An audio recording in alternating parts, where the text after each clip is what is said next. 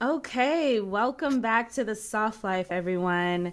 Today we have our wonderful guest, Nam, and she is the cyclical coach on social media, but she is an amazing menstrual coach and community builder. And I'm so happy to have you here today. Welcome to the Soft Life. Thank you so much for having me. I'm very excited for our conversation today. Thank you so much for being here. So, can you tell us a little bit about yourself, your background, where you are right now? Sure. I'm Nam. I'm a certified menstrual cycle coach and period educator. I'm also a cookbook author.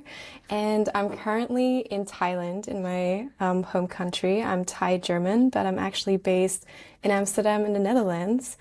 And over the last few years, I've created a community on TikTok and Instagram where I talk a lot about periods and menstrual cycle health and just awareness about living in tune with your menstrual cycle for everybody who menstruates. I'm trying to be very inclusive here and bringing in my multicultural background and my queerness to kind of fuse it all together and help people with periods to thrive in a cyclical body. Thank you. Thank you for sharing that. And I can't wait to get more into our conversation about who you are, what you do, and why you do it. But kind of backtracking first, I would love for you to share some of the defining moments of your upbringing. And when I say that, I always think about I think when we think about, okay, who were we growing up and what was our childhood like and what was our environment like, there's kind of those key moments that stick out. And if you're comfortable sharing, would love to hear what some of those moments were for you. Oh, absolutely. So I grew up in Thailand, Germany, and Sweden. And there's a few moments from each country, I'm guessing. So let's start with Sweden. I spent my childhood summers in Sweden, and one of the defining moments was learning how to ride a bike in a Swedish forest. So you're imagining like this wild, lush green forest in the Swedish countryside in the middle of nowhere. So just that feeling of freedom and riding my bike on my own first time was, I think, very defining for me.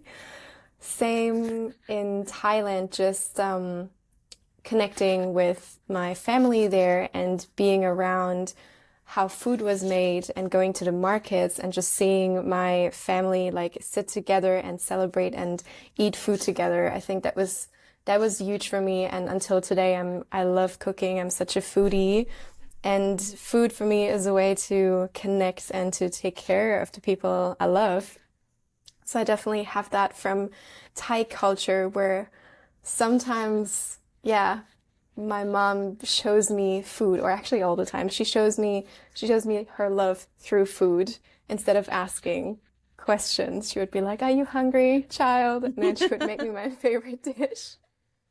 And then Germany, I'm guessing just navigating growing up in like a German schooling system, being one of the only people, like persons of color in my school, and not even understanding and noticing that I was kind of different. But yeah, just that was also really defining for me. But I feel like I've only realized that a couple of years back how different school was for me, maybe compared to my peers, I'd say. Yeah, definitely. I think it's also amazing that you recognize that at such a young age too. In how observant you were of, even though you were in this classroom with other kids, you realize, I'm a little bit different. And I think that just speaks to your self-awareness at a young age. Thank you so much for sharing some of those defining moments of your upbringing. So I know that you go by the cyclical coach on social media, but can you tell us what cyclical living is for those who don't know? I have an idea because I've been very curious about cyclical living and seeing a lot of content. Obviously, your content, that's how we connected online, but I would love to know more about what cyclical living is. Yes, sure. Oh, my favorite topic of all times. So, cyclical living, a lot of people also know it by cycle syncing. And cyclical living is basically the concept of designing your life around your menstrual cycle. And your menstrual cycle is not just your period, but actually the series of hormonal changes that you go through over roughly couple of 28 days exactly. And this menstrual cycle has 4 different phases, and every phase is a little bit different. I'm sure that all of you have noticed that you have a premenstrual, you have your period, and then after that comes your follicular phase and your ovulatory phase. And all those 4 phases, you have changing levels of energy, of productivity, of libido, of mood, and also your nutritional needs are changing. So the concept of cyclical living is basically adapting your lifestyle to really cater to the needs that you have in the 4 different phases of your cycle. And what that Mm, does, so designing a life around your menstrual cycle, the cyclical way of living, is it really helps you to not only reduce any physical symptoms that you might experience in your cycle, like PMS or period pain, but also it helps you to live more in tune with your body and really understand those hormonal fluctuations. And that can help you to boost your self-love and be more in touch with yourself in like a mindful way. And it's kind of like surfing the waves of your hormones instead of swimming against the current, like pushing yourself and stuff. yeah. So yeah, that's what cyclical living is about, a really beautiful tool to connect with yourself on a deeper level. Yes. Thank you for sharing that. I know this is probably new for some folks. I know for myself, this is not new. This is what my ancestors did. This is what your ancestors did. So this is really this is ancient technology that they've been using for years and centuries. I mean, before there was the birth control pill, before there were any apps, that's exactly what our ancestors did to track their menstrual cycles. I actually I think the first time I started learning about cyclical living was on YouTube. And it's just what you shared. It's the holistic approach to your hormonal cycle, not just when you are bleeding. And I would love to know how this became part of your wellness journey, because for a lot of folks this might be trendy or new, but as we mentioned, it's not new. It's just resurging in the wellness space. From your own wellness journey, how did you get started as a menstrual coach and someone who's actually built a community through sharing this information and this really important topic? Mm. I think I've always been very passionate about empowerment and feminism. I was always the one in my friend group giving the pep talks while giving you a bowl of food, and the pep talk came with that. And yeah, I just loved empowering women, and menstruating people was always a thing. And I was always open to talk about periods, but I was on hormonal birth control myself for 10 years. So I wasn't really connected to that part of myself until I decided to go off of it, just because I was Hmm. curious, not because I was struggling with hormonal birth control, but because I was curious, like, how am I without this medication? Like, Yes. what kind of person am I going to be? Like, how Yeah. am I going to feel like, and how is it going to be to have those hormonal changes? And yeah, I was just being really curious about it. And then I went off and really got to know my cycle, and I feel like myself on a way deeper level. And that kind of sparked a lot of inspiration in me. Like, I really want to share that knowledge, like how you can live more in tune with your cycle and how you can really harness the power of your hormones instead of just feeling like you have to fight against any changes in your energy levels. And really you have to push through like this narrative that we're being taught in our culture, that we are always having to go 110% at all times, as if we're ovulating like 24/7. Right. And just understanding that, I think, was really for me such a defining moment in my life, that I was like, everybody should be able to understand this and apply that to themselves and to their life, and just feel more empowered by this knowledge about their own body. Because I think that is what empowerment is about: understanding yourself so you can stand up for yourself, and Yeah. then you feel truly empowered, right? Yeah, absolutely. Yeah, I think the autonomy factor is so huge when it comes to this topic when it comes to this lifestyle and this approach is taking power back into your own hands.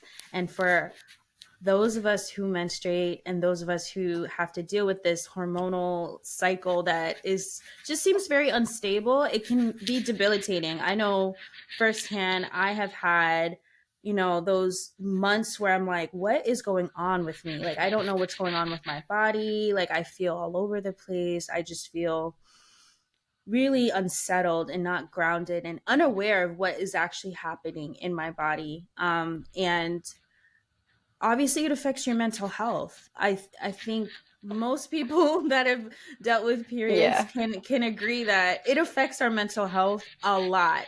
Maybe for some people that's the biggest trigger for your mental health. Maybe you're fine, for those who have maybe PMDD, which is when you have those extreme symptoms of PMS during your cycle. And maybe you're fine for the whole month, and then boom, your period hits, and you're like, I'm done with the world. Like, I can't do this. Can you speak more about the connection of our mental health and our menstrual cycle awareness? Absolutely. There's a huge connection between you understanding your menstrual cycle and how it influences you and maybe even worsens your mental health challenges that you're struggling with. And for a lot of people that are already having anxiety or even depression or panic attacks or whatsoever, being in a cyclical body with those hormonal fluctuations can be really triggering sometimes because we Yeah. may feel more sensitive towards those hormonal fluctuations, which are completely normal.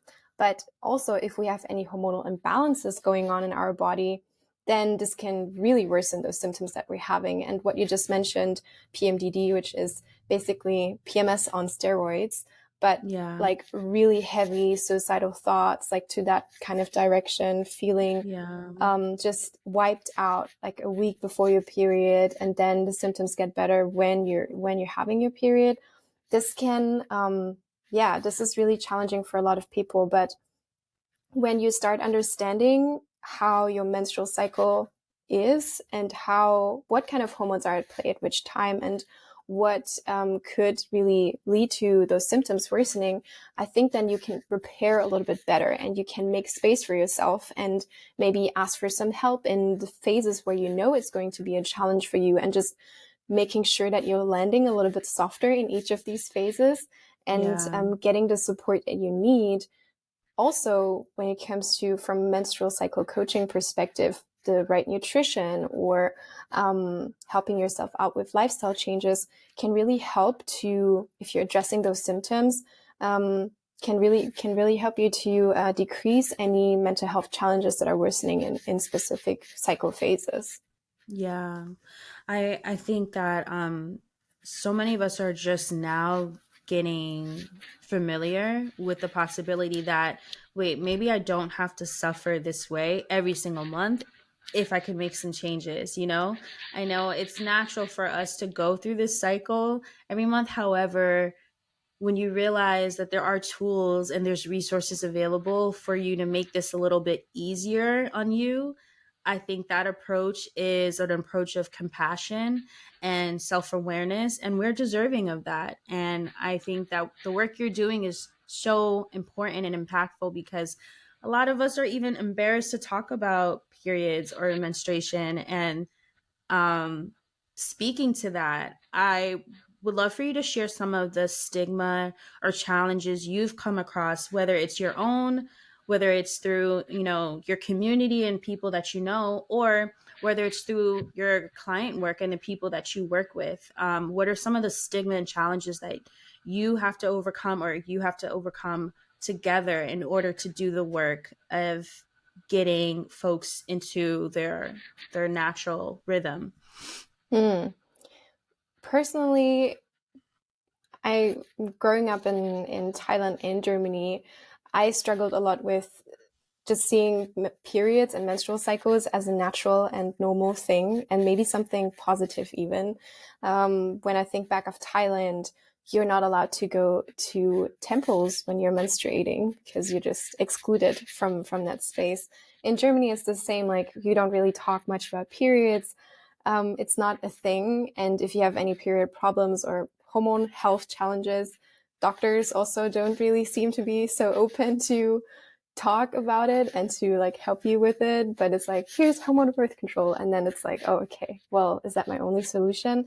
I think one of the biggest stigmas around menstrual cycle care, well-being, period health is what you kind of mentioned before, that we see it as such a negative thing and something that makes us unpredictable or unreliable as menstruating people, and something that makes us even crazy or hysterical or Yeah. whatever. There's just so much like negative emotions also. And I understand, because not a lot of us have had positive experiences menstruating. Maybe your first period was just shocking to you, or you had really Yeah. bad experiences. And I understand that there's so much trauma there, collective trauma, if you will, Yeah.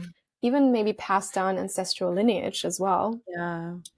And I feel like that is the biggest challenge that I see when I'm working with people, is to kind of rewire your mindset around the menstrual cycle as a tool for you, the menstrual cycle as something that you can harness for your own benefit, the way that you see fit, for your creativity, for your social life, for your productivity, for your mindfulness, for your mental health.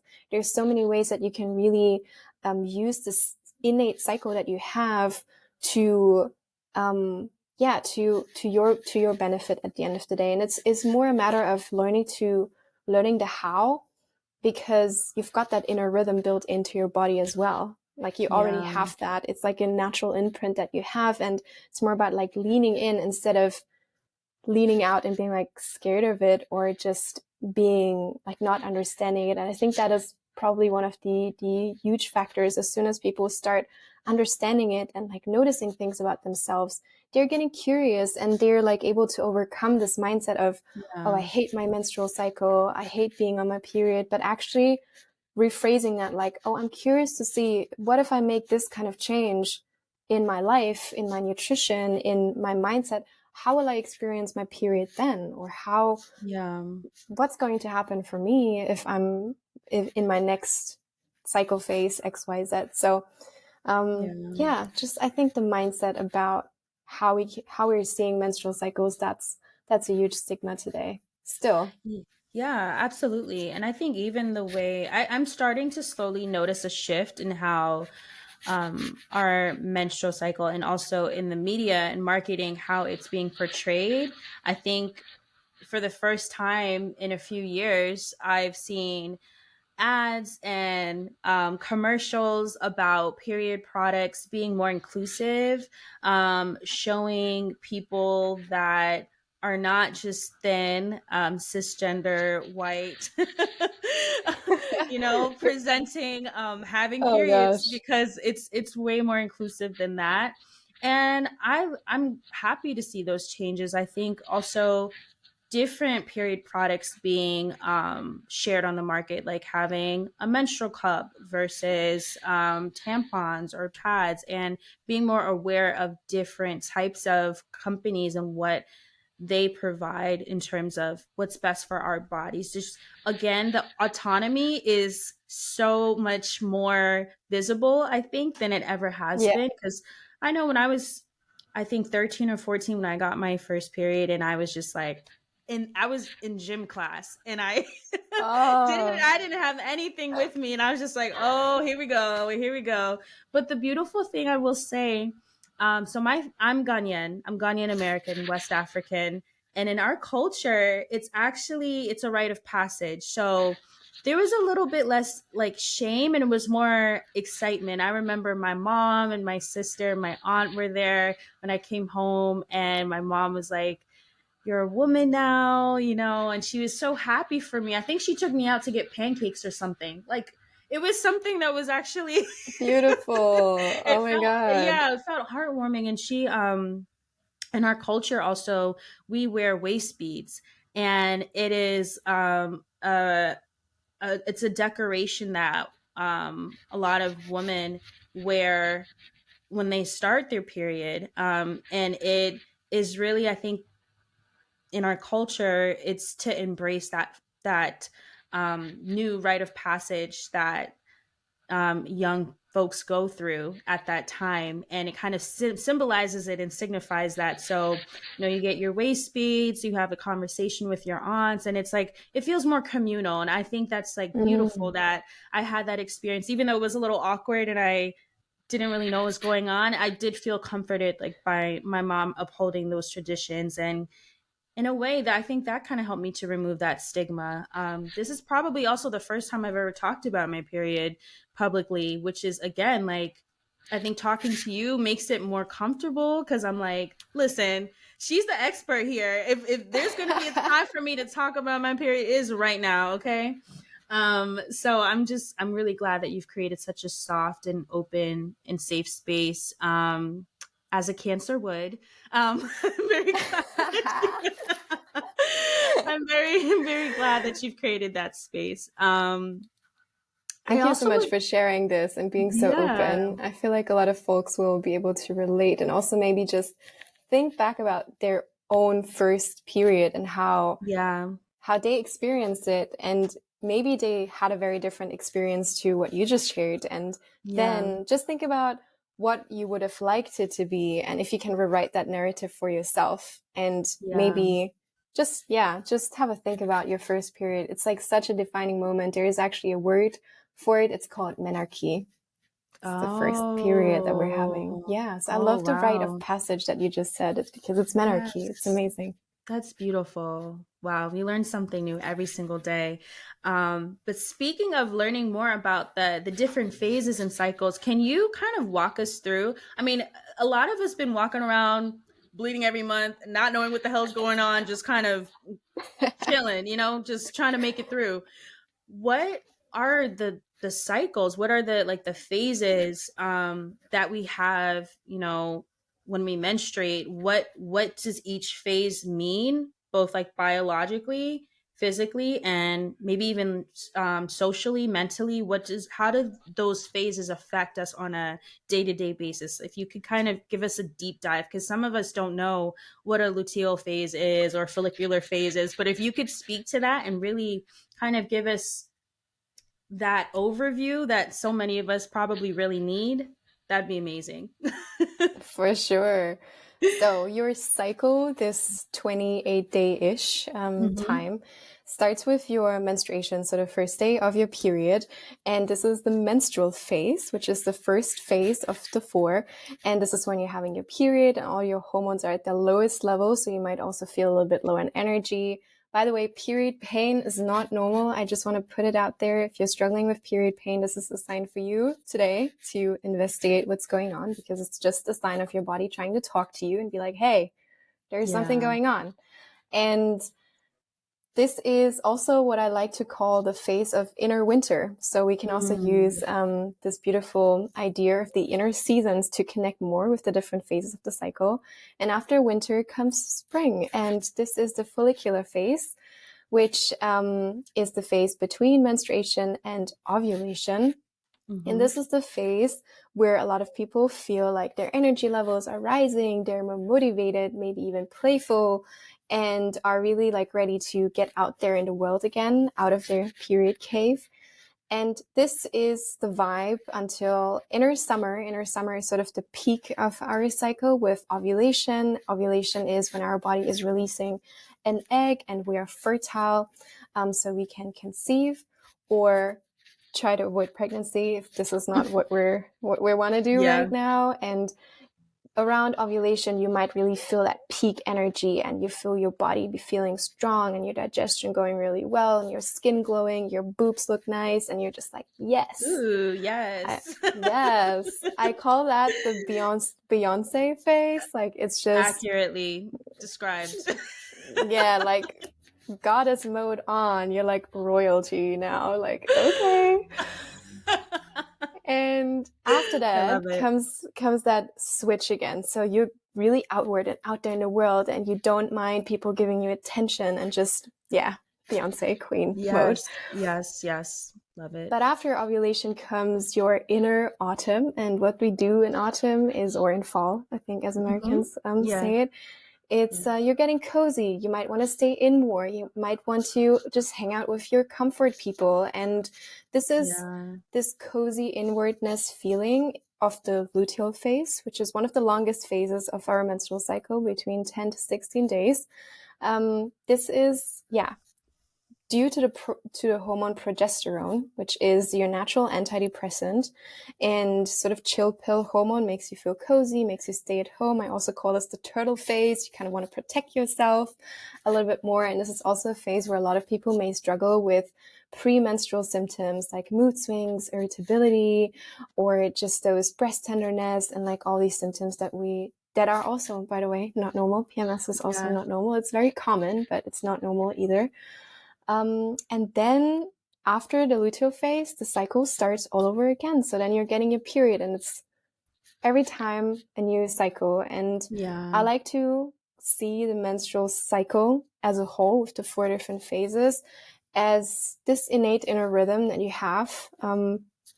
That is just your second biological rhythm. And every phase, I kind of shared a little about what each phase is about, lends itself to something different. For example, if you were to schedule a job interview, what would be the Hmm. best phase of your cycle to do that? Of course, when you're feeling at your best, right? Yeah. Like Yeah. ovulating.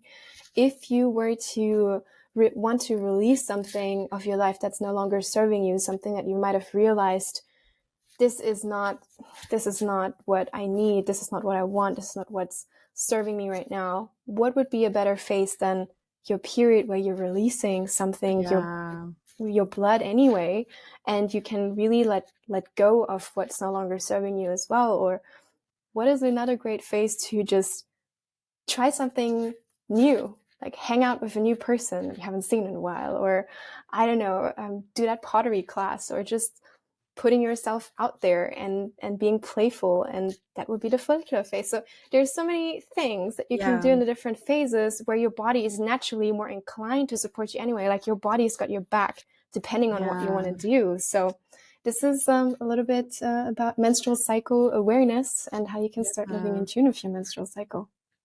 Wow, thank you so much. I'm just glad that this is a podcast so people can pause and write notes and, reflect on what you shared, because that's some real key information that a lot of us have maybe never even heard of, those terms or those phases. So really appreciate you sharing that. And, definitely look more for those listening, definitely look more into this, because there is a lot of research. There's a ton of information out there. It's just that because the stigma of menstruation and periods is so prevalent, a lot of us are unaware or maybe embarrassed or feel awkward looking into this information and just the biology of our bodies. That's really Yeah. what it comes down to, right? So thank you so much for sharing that. You're so welcome. And if you want to Yes. dive deeper into that, I actually have a guide on my Instagram that you can have a look Ooh, at the Cyclical Coach. Go to my guides, and I break down every phase of the cycle in yes. detail, what happens on a physical level, on a nutritional Yeah. level, on an emotional level, on a spiritual level, like each phase kind of broken down and how long each phase Yes. is. So you can save those posts, read whenever you want. Yeah. And yeah, this is just a resource that I've put out there. What I feel like is really key to start understanding your cycle and starting to understand yourself better. And also just understanding that a lot of people have the same experiences in their cycle as you. And some Yeah. things that you might feel like are super weird, or like, oh, this is just something that I'm doing. For example, I had a poll on my Instagram stories the other day about cleaning, this urge to clean out your closet and, I don't know, Yeah. scrub the bathroom. A lot of people have that in their luteal phase, just in the days before their period, so in their premenstrual, in their luteal phase, in their inner autumn. And I was wondering who else felt that way. And so many Yeah. people were like, oh my God, this is me. I like clean Same. like crazy. Right? Literally me. Yep. Yeah. And just understanding that, hey, this is actually like a collective feeling that we all Yeah. might go through, and every menstrual cycle and every person's menstrual cycle is different. But there's comfort in that. There's comfort in knowing, hey, I'm not the only one experiencing this. I'm not the only one with those weird little cycle related things. And maybe you can't even connect it right now to your menstrual cycle. But there's so many patterns out there that it's just really fun to explore and then to connect with other people with. Yes, I definitely identify with that. I literally just donated so many clothes yesterday. I've been like cleaning out my closet all week. I just got back from vacation, but like I've been in like this deep like kind of like almost like a nesting mode, you know? And I Oh think my it's God, just yeah. yeah, like I think it's amazing that so many other people relate to that activity or that pattern of doing that during your luteal phase. So um I love that you just said nesting, by the way, because that is exactly yeah, what your body is doing. It's trying right. to, it is, because that's the phase from a biological perspective where your body thinks, oh, they might be pregnant and we want to Yeah, protect whatever is going on. So we'll right. try to keep them safe and we'll try to make them prepare for whatever is to come and remove any like risks, like, I don't know, overstuffed closets or like too loudly breathing Yeah, partners, or just anything that's, you know, not serving us, and right. just making sure that everything is ready for what's to come. So nesting is Yeah, probably the progesterone's favorite word, honestly. yeah. Yes, we love a nesting phase. I think that's my favorite phase of give me the soups, the warm Yes, blanket, all of that, the Netflix. That's my vibe. love More it. often than not. Me um, too. but I would love to know, you shared a lot about the rhythm and our baseline of our cycle and just so that we can kind of compare like okay, where are we this month versus like later in the month. I would love to know what are some of the signs that we're outside of alignment of our cycle. What are some of the signs that our system might be out of whack, and not in a negative way of like you're not a machine, you're a body, you're human, right? Like our bodies are not perfect, but what are some of the signs that maybe it's time to look deeper into the patterns of our menstrual cycle and ways that we can kind of come back into alignment with it? Oh, so many signs. I would probably just say anything that you experience that are physical symptoms that seemingly are unrelated to your menstrual cycle. So that could be breast tenderness, that could be um, feeling bloated, and then of course like the more prominent symptoms that a lot of people experience, mainly period pain and PMS. Um, those symptoms can be a sign of you not living in tune with your menstrual cycle, as well as anything emotionally like cycle related. So that could be cycle related anxiety, those mood swings, frustration, anger that you're feeling. And maybe you're not even relating them to specific parts of your menstrual cycle, but a lot of people might experience that in their premenstrual, aka their luteal phase, in the phase just before their period. Some people might have a lot of anxiety around ovulation because this is when the hormone estrogen is peaking, and that can make us feel a little bit brain foggy or scattered at Yeah. times. And I have that a lot, like monkey mind, like just running around and like, Yeah. oh, I want to do everything, and then just not being able to focus at all when I'm around ovulation. So there's shadow sides to each phase of the cycle. And there is nice sides to each phase of the cycle as well, even to those phases where we're like, is there like a positive side to bleeding? I don't even know. Yeah. But these are all like physical, emotional symptoms, can all be signs that we're not living in alignment with our body's innate inner rhythm, and that we might not first understand it, and then secondly like design our life around it. And I'm not saying that you have to, every phase needs to be perfectly adapted, but I think it all starts with awareness, because Yeah. awareness creates space, and you giving yourself a little bit more space, even if it's just you know that you're in your premenstrual, you know your period is coming, and you have a lot at work or at school, whatever, just giving yourself those extra 5 minutes of nourishment, mind, body, soul, whatever you need, that can make such a huge difference in the way that you're experiencing those symptoms. Yeah, definitely. Thank you for sharing that. I think, like you said, like just that awareness, it allows us to pay attention to ourselves in a more intimate way and a more intuitive way. And I think the more that we practice this, because this is it is almost like a skill in a way, especially if this is new for you or you've been on hormonal birth control for a long time, and you are detached from what your body naturally is trying to tell you or suggest to you or prompts you. This is really a great practice. And I know the longer and the more comfortable you are with it, the more intuitive it feels, and becomes. Um, Exactly. yes, you are someone who has created so many amazing tools, to help us get in alignment, to feel our best, to just be more aware. And one of those tools is your cookbook, Nourish Your Cycle, which is so accessible Yay. and so needed. And it's available on your website, as I know. But can you tell us about your cookbook and, what your intention is behind it and kind of how you came about even writing it? I would love to. My cookbook is a cycle conscious cookbook. So it breaks down the 4 phases and gives you recipes that are easily made and easily understandable, to really make in those 4 phases. So you have a little bit of inspiration and you can nourish your body according to the different phases, the 4 phases of your menstrual cycle.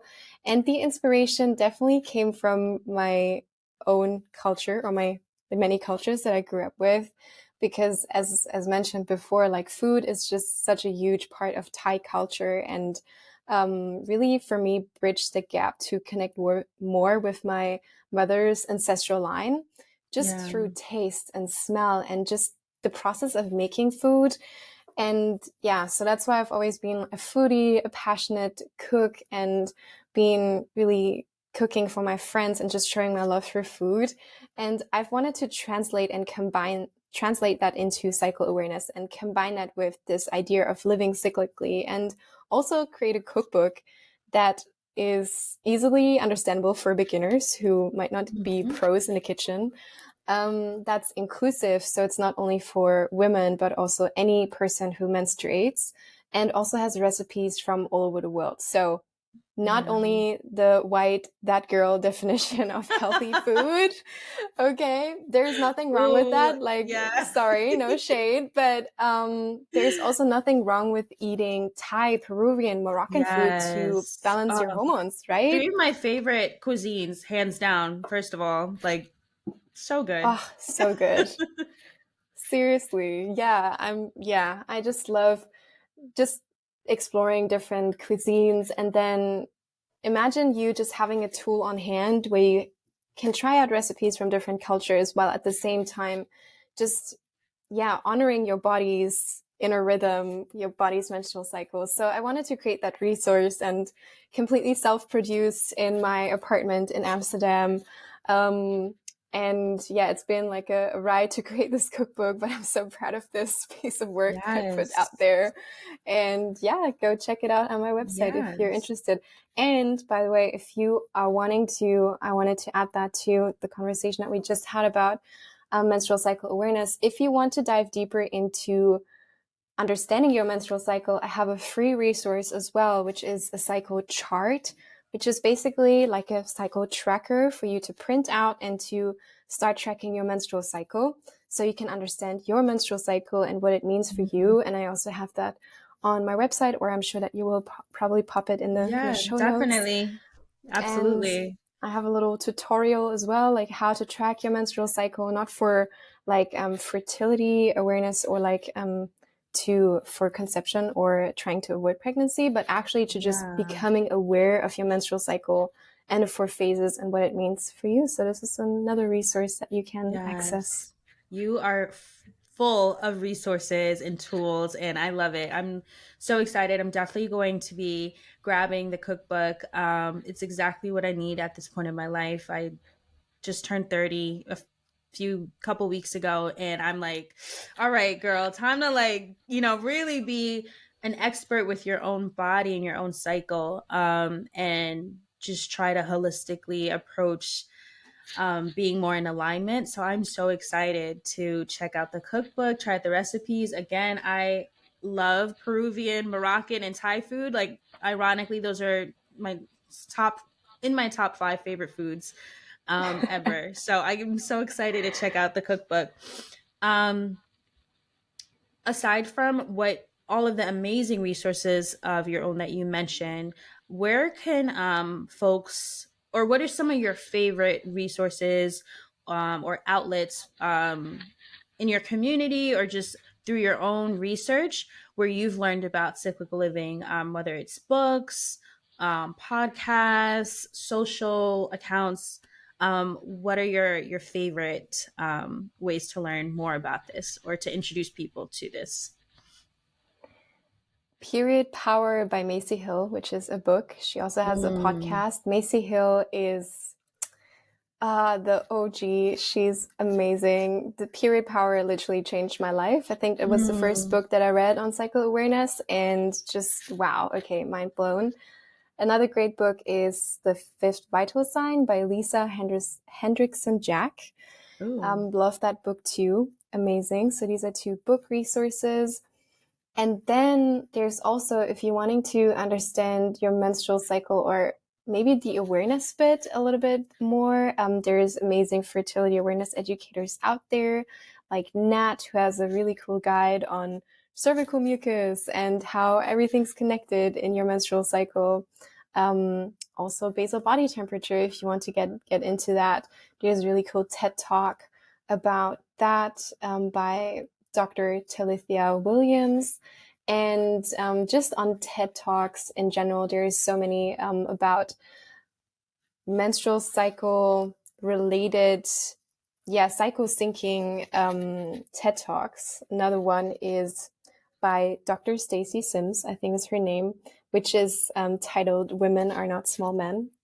Mm. And is a really cool TED Talk about how our movement and exercise routines, we want to adapt that to our menstrual cycle as well, because Yeah. our bodies are not, our bodies are cyclical. So if you're exercising, if you're going to the gym on a regular basis, you've probably noticed that in different phases of your cycle, you have different energy levels and strength levels. And that's a really cool tool too, to just dive into that. And what else? There's so many out there. And of Yeah. course, you can always go to my Instagram and check out Yes. all the free resources that I have there. I have a ton, like I have so many guides So many. on Yeah. PMS and on just cyclical living if you're starting out, and recipes, a couple of as Yeah. well. So yeah, check it out.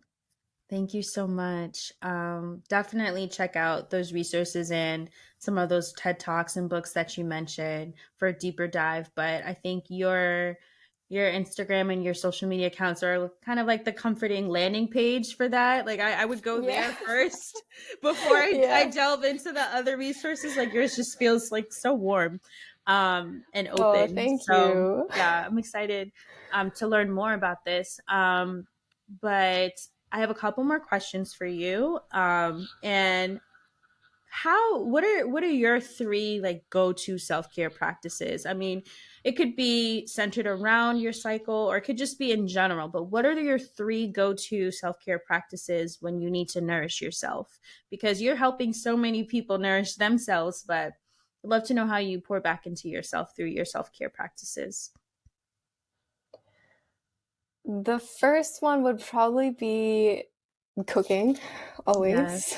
Making food for myself, nourishing myself, and really taking time with that, like from going to the farmer's market to thinking about what I want to cook and what I want to create today, and taking time to eat and all of that. Like, I think taking time to eat, especially, and like being mindful about how I'm eating the food.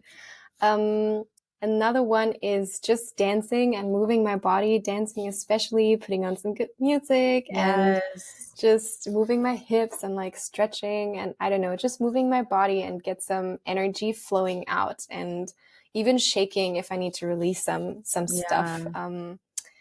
And another one is journaling, which I never thought that I was a journaling person, but since the last year or so, I've been journaling a lot, and I feel like it's very grounding to start my Yeah. morning just with a little bit of journaling, just writing down, sometimes random, but definitely like Yeah. writing down what cycle day I'm on and how I'm feeling, and just checking in with myself without like any judgment, but just bringing it down on a paper. Yes.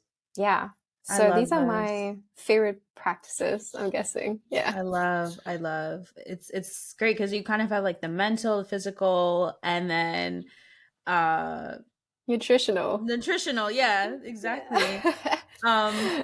I always think of journaling like kind of like makeshift therapy. It's honestly like diet therapy. When you Yes. don't have a therapist, whip out that journal. You're going to learn a lot about yourself. You're going to learn a lot about your thought process, and it's just like it's literally therapeutic. I've been journaling since I was 8 years old. So Oh, wow. I have a Oh shit ton my of journals. gosh. Yeah, my goal is to pass them down to my daughter, but so much of it's gonna have to be redacted. Or my kids, just I'm gonna have to blank some pages out because I'm gonna be like, listen, guys, you don't need to read that, but here's your stack of 35 journals over the years. But Wow. yeah, fun fact. I love that. It'll be Do you fun. sometimes go back Oh and yeah. read? You do? At the end of every year, I have this like ritual with myself where I'll like light some candles and everything, and I'll just like go through my journal of the year, and I'll be like, "Damn, girl, damn, you really, you, you really went through Wow. it." But it's such a good reflective practice for me. It shows me where my headspace was in the beginning of the year versus the end of the year. It helps me to reflect. Like, I always try to buy like a new journal for the beginning of the year and finish it probably halfway through or maybe like 9 months out, whatever the case may be. But yeah, I think journaling is like it's such a great way to learn about yourself. And I think whether it's through audio messages, some people would like to leave like audio messages on their phones or in their notepad, whatever it is. But tracking and documenting your thought process is so great. And it's similar to like tracking your cycle too, right? Just you learn more about your cycle once you start documenting it and tracking it. But same with our thoughts. So Absolutely. yeah. Um, and last question for you is, what does softness mean for you? Oh, I love the word softness, first of all. Yeah. For me, it feels like a very long exhale Mm. and self-acceptance and noticing all the feelings that I have without attaching like a judgment to it and being like, Mm-hmm. oh, this is a good thought, this is a bad thought, this is a good emotion, this is a bad emotion. Yeah. But just noticing it and not really judging it and just and then Yeah. softness also means forgiving myself so I can take best care of myself.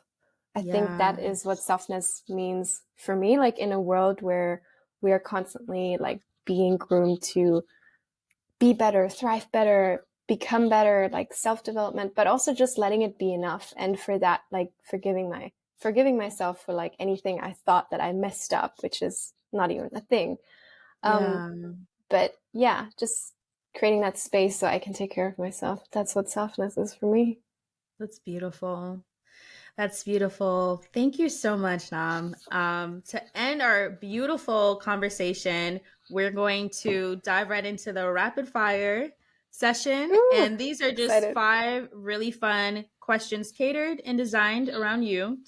Um, Ooh, and you're just gonna answer as honestly what first thing comes to mind. No pressure. let's go. Okay. Yes. Okay. First question. Your favorite recipe from your cookbook, Nourish Your Cycle. My Thai rice soup. Most comfort, my biggest Ooh. comfort food in the world. Yes, that's it. Okay, definitely gonna check that out. Your favorite period product? Period underwear by far. Yes.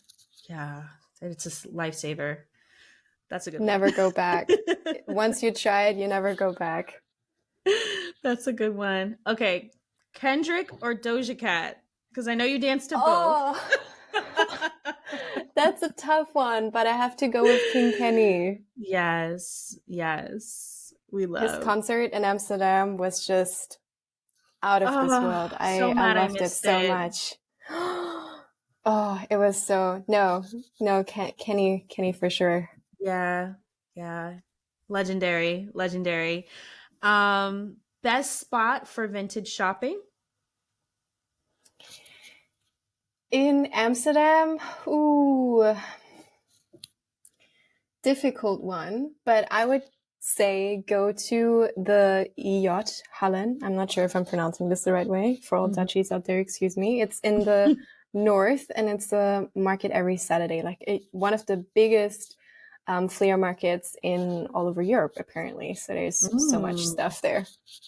amazing. When I was in Amsterdam, we wanted to go to the Neuter Market. I don't know if you've Oh, heard. Okay, that's one of the Noordermarket? Yeah. Noter. Okay, Yeah. I'm saying it wrong. Yeah. Wanted to go there, but it was closed, so weren't able to go. But Oh, next time, definitely. Um, and last question: what is your favorite city that you visited or lived in ever? I will have to go with Amsterdam.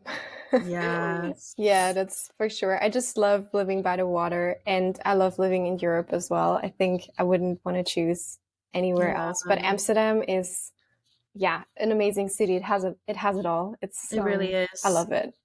I know. I'm so glad I got a chance to see it and visit it. It's always been on my bucket list. I will be back. And when I'm back, I will definitely love to grab lunch, coffee, a Definitely. waffle, or something with you. Yes. Oh, I'll give you a Yes. tour. I would love Yes, that. please. Yes, please. Thank you so much. And if you could share where we can find you, where we can stay in contact with you for Sure. everyone listening. So you can find me on Instagram and TikTok. It's at the Cyclical Coach. And I also have a website called the-cyclicalcoach.com. But on my Instagram, this is where I'm the most active. I'm posting on my stories almost daily. And this is why I put most of my resources out there. So this is the best place to stay connected and feel free to pop me a message and yeah, just connect and have a chat about your menstrual cycle. I'm always open for that to share experiences and see where you're at in your menstrual cycle journey. Amazing. Thank you so much. I will definitely be linking everything in the show notes so folks can follow you. Nam, thank you so much for being here. I appreciate you. I'm sending you so much love, and I hope to see you in person soon. Likewise, thank you so much for having me. It was so much fun and thank you so much. Thank you.